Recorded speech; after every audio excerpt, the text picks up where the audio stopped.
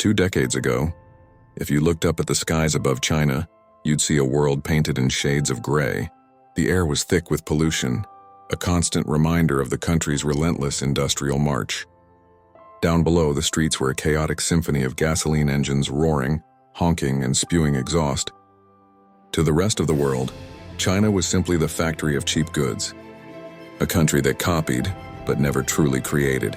A land of imitation, not innovation. But you know, even in the thickest smog, a seed of a dream can take root.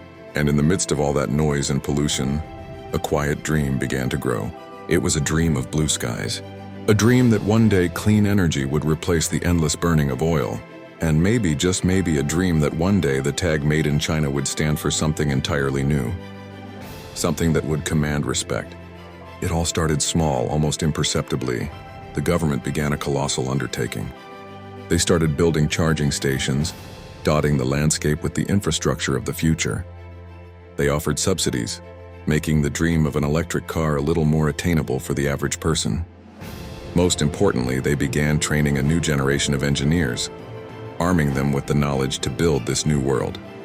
While other nations debated, doubted, and hesitated, China just worked, relentlessly day and night, in sprawling factories and university classrooms and high-tech research labs.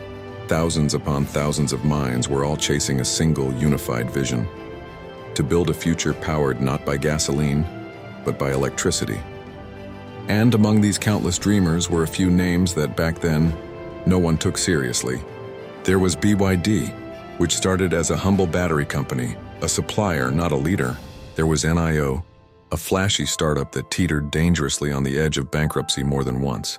And then there was Wuling, a brand known only for its small, no-frills, affordable cars.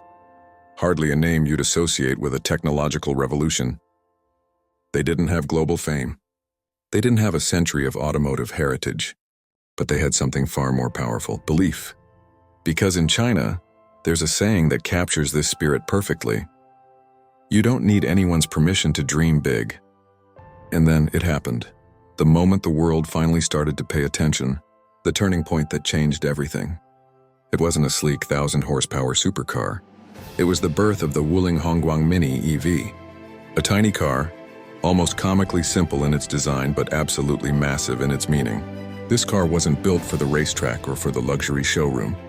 It was built for the people, for the delivery driver, for the young graduate, for the grandmother visiting her family across town. For the very first time, an electric car was not a status symbol, but a practical tool for ordinary citizens. It was affordable, it was accessible, and as these little EVs began to quietly fill the streets, replacing the roar of engines with a gentle hum, something beautiful happened. The gray began to fade, and slowly but surely the blue skies started to return. The quiet dream was no longer just a dream. It was becoming a reality, one little car at a time.